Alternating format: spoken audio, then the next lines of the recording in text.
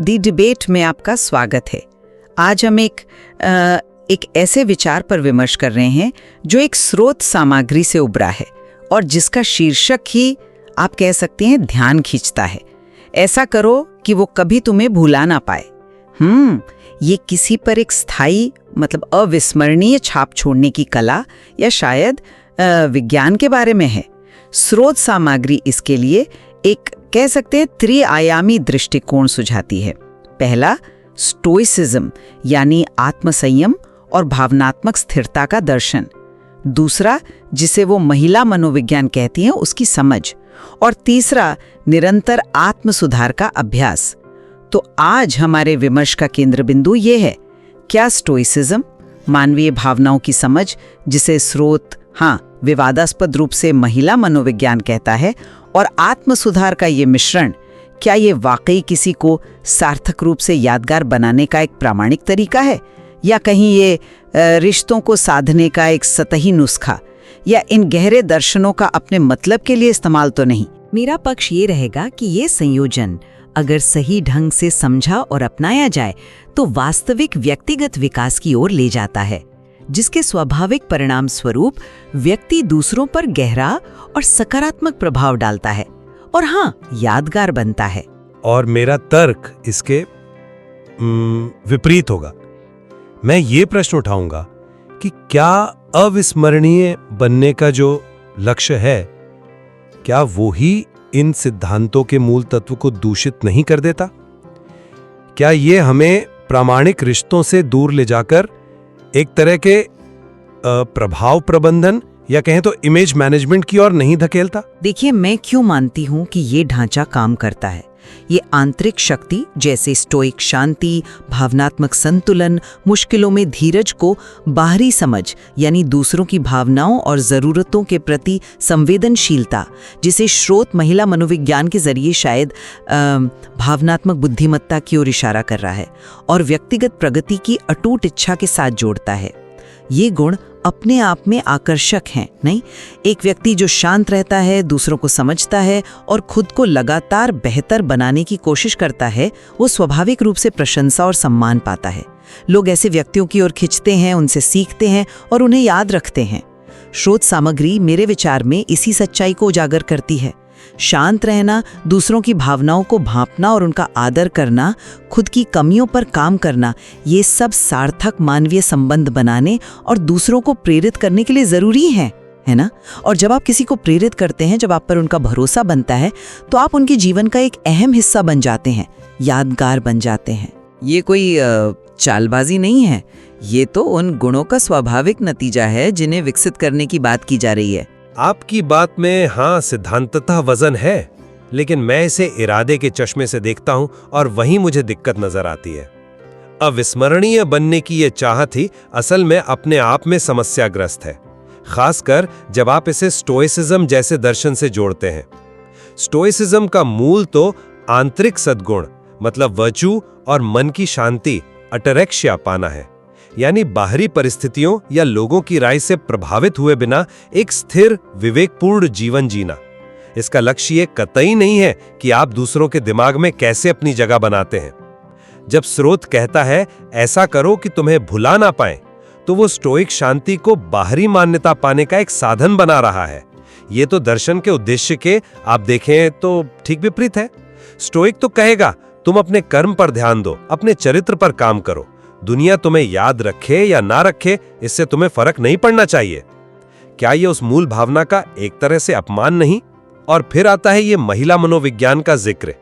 इसे एक अलग श्रेणी की तरह प्रस्तुत करना ही समस्या है। क्या पुरुषों का मनोविज्ञान नहीं होता? या भावनात्मक समझ और सहानुभूति सिर्फ महिलाओं से जुड़े मुद्दे हैं?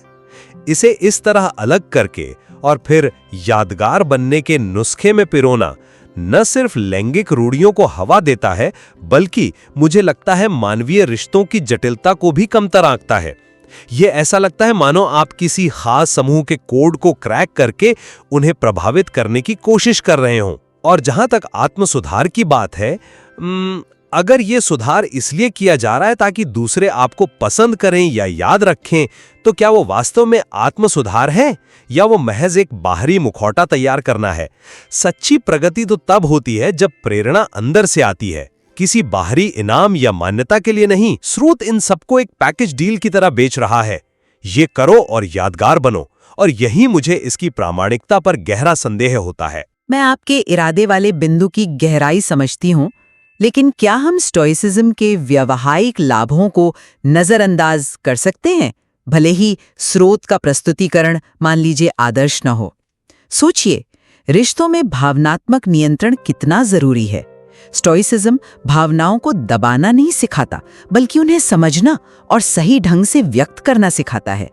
ये सिखाता है कि दूसरों की बातों या बाहरी घटनाओं से तुरंत विचलित न हो, अपनी प्रतिक्रिया सोच समझ कर दे। जब कोई व्यक्ति तनावपूर्ण स्थिति में भी शांत रहता है, गरिमा बनाए रखता है, तो क्या ये गुण उसे दूसरों की नजरों में विश्वसनीय और मजबूत नहीं बनाते? और क्या ये विश्वसनीयता और मजबूती उसे यादगार नहीं बनाती? मेरा तर्क ये है कि ये स्टोइक अभ्यास का एक स्वाभाविक सकारात्मक उपोत्पाद है, एक बाय प्रोडक्ट। स्रोत शायद इसी उपोत्पाद को मुख्य लक्ष्य की तरह प्रस्तुत कर रहा है, जो कि आदर्श नहीं है, मैं मानती हूँ, लेकिन इसका मतलब ये नहीं कि स्टोइक सिद्धांत खुद रिश्तों में अप्रभावी हैं। मैं मानता हूँ कि स्टोइक गुण व्यवहारिक रूप से फायदेमंद हैं और व्यक्ति को मजबूत बनाते हैं, इसमें कोई शक नहीं। लेकिन फिर वही सवाल, स्रोत का लक्ष्य क्या है? क्या वो लोगों को आंतरिक शांति और सद्गुण के लिए प्रेरित कर रहा है या उन्हें एक सामाजिक रणनीति सिखा रहा है? स्टोइसिज्म हमें बाहरी चीजों पर जैसे शोहरत, दूसरों की तारीफ या उनकी याददाश्त पर अपनी खुशी या आत्ममूल्य को आधारित न करने की शिक्षा देता है, जबकि स्रोत का शीर्षक ही चीख चीख कर कह रहा है कि लक्ष्य बाहरी है, उन्हें तुम्हें भुलाने न देना। ये स्टोइक दर्शन के सार को, जो हमें बाहरी दुनिया से एक तरह की टुकड़ी मतलब डिटैचमेंट सिखाता है ताकि हम आंतरिक रूप से स्वतंत्र हो सके, उलटकर उसे बाहरी दुनिया पर छा जाने का हथियार बना रहा है। ये आप कह सकते हैं वैसा ही है जैसे ध्यान मेडिटेशन का उपयोग सिर्फ काम में उत्पादकता बढ़ाने के लिए किया जाए, उसकी आध्यात्मिक गहराई को नजरअंदाज करते हुए। क्या ये दर्शन का सतहीकरण नहीं है? क्या ये स्टोइसिज्म के नाम पर कुछ और ही नहीं बेच रहा? मैं सतहीकरण शब्द से पूरी तरह सहमत नहीं हूँ, शायद अधूरा चित्रण कहना बेहतर हो। लेकिन चलिए दूसरे बिंदु पर आते हैं, ये महिला मनोविज्ञान वाली बात। मैं मानती हूँ और आपने सही कहा कि ये शब्द प्रयोग अपने आप में समस्याग्रस्त है और सीमित करने वाला भी। शायद स्रोत का असली मतलब भावनात्मक बुद्धिमत्ता या गहरी सहानुभूति से था, लेकिन उन्होंने इसे गलत तरीके से प्रस्तुत किया। मगर इसके मूल में जो विचार है कि दूसरों की भावनाओं को समझना, उनके नजरिए को महसूस करने की कोशिश करना और सम्मानजनक संवाद करना, क्या वो गहरे और स्थायी संबंध बनाने के लिए अनिवार्य नहीं है? जब हम किसी को सच में सुनते हैं, उसकी अनकही बातों को भी समझने की कोशिश करते हैं, तो एक कनेक्शन बनता है। स्रोत शायद इसी गहरे कनेक्शन की बात कर रहा है जो स्वाभाविक रूप से हमें किसी की याद में बसा देता है। क्या आप इस बात से असहमत हैं कि गहरी भावनात्मक समझ यादगार रिश्ते बनाती है? मैं इस बात से बिल्कुल असहमत नहीं हूँ कि भावनात्मक समझ और सहानुभूति रिश्तों की नींव है। ये तो सार्वभौमिक सत्य है, किसी लिंग विशेष से बंधा हुआ नहीं। मेरी आपत्ति स्रोत द्वारा इसे महिला मनोविज्ञान का लेबल देने और फिर उसे अविस्मरणीय बनने की तकनीक के तौर पर पेश करने से है। ये इसे एक औजार बना देता है, एक चाबी जिससे आप किसी खास ताले को खोलने की कोशिश कर रहे हैं। जब आप किसी को समझने की कोशिश इसलिए करते हैं ताकि आप उन पर प्रभाव डाल सकें या उनकी याद में बस सकें, तो क्या वो सच्ची सहानुभूति है या वो एक गणनात्मक, एक कैलकुलेटेड रणनीति है? प्रामाणिक संबंध तब बनते हैं जब आप दूसरे व्यक्ति को उसकी खातिर समझते हैं, इसलिए नहीं कि इससे आपको कोई फायदा होगा। स्रोत का दृष्टिकोण सहानुभूति को भी एक उपकरण की तरह दिखाता है, और ये मुझे रिश्तों के प्रति एक बहुत ही यांत्रिक मतलब मैकेनिकल और अप्रामाणिक नजरिया लगता है।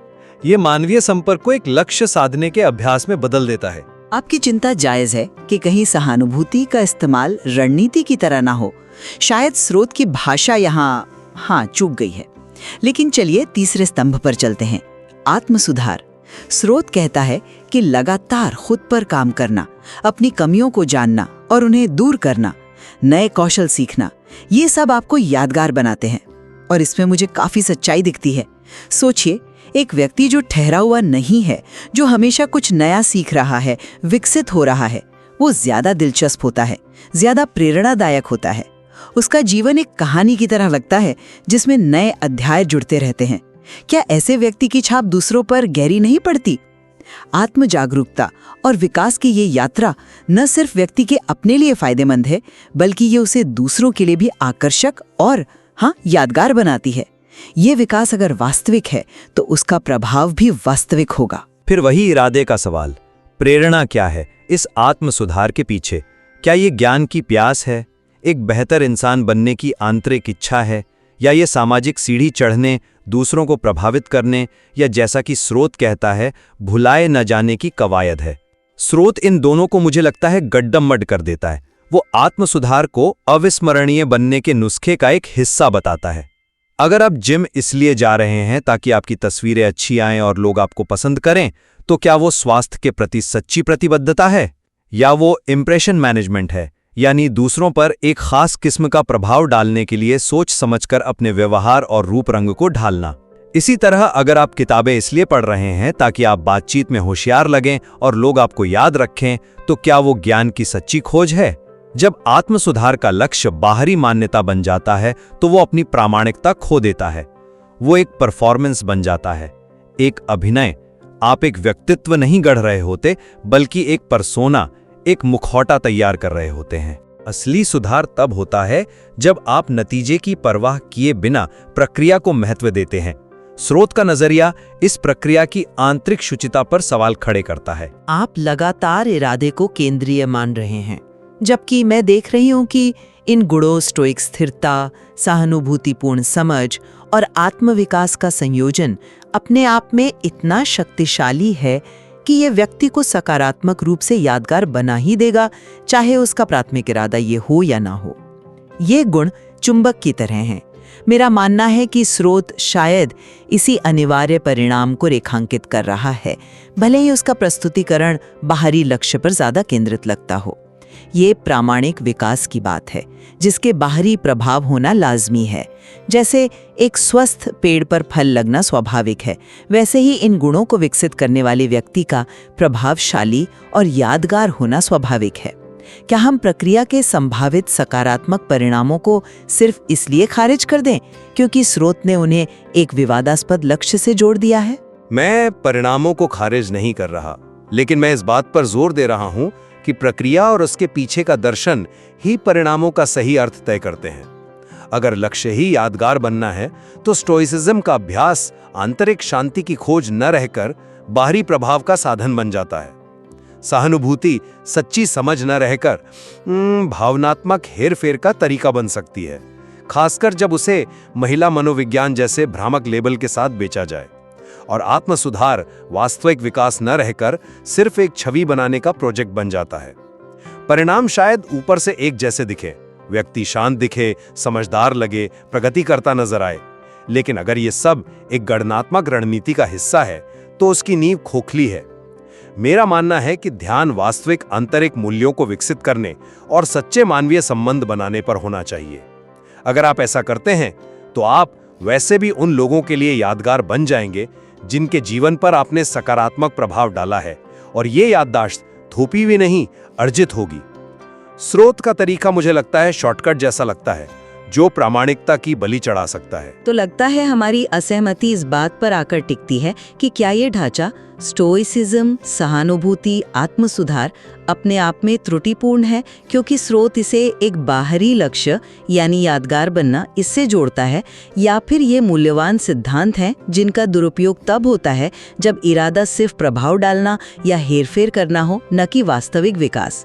मैं मानती हूँ कि सिद्धांतों में दम है, लेकिन उनका अनुप्रयोग महत्वपूर्ण है। बिल्कुल, और शायद यही सबसे महत्वपूर्ण बात है जो श्रोताओं को भी सोचनी चाहिए। जब भी हमें रिश्तों, प्रभाव या आत्म प्रस्तुति के बारे में कोई सलाह मिलती है, चाहे वो किताबों से हो, वीडियो से या कहीं और से, हमें हमेशा उसके पीछे की मंशा, उसके संभावित नतीजों और उसकी प्रामाणिकता पर सवाल उठाना चाहिए। स्टोइसिज्म, सहानुभूति, आत्मसुधार, ये सब गहरे और मूल्यवान विषय हैं, इसमें कोई दो राय नहीं, लेकिन उन्हें किस संदर्भ में और किस उद्देश्य से परोसा जा रहा है ये देखना जरूरी है। स्रोत सामग्री ने हमें इन विचारों के एक खास संयोजन पर सोचने का अवसर दिया है और यकीनन इस पर और भी बहुत कुछ सोचा जा सकता है।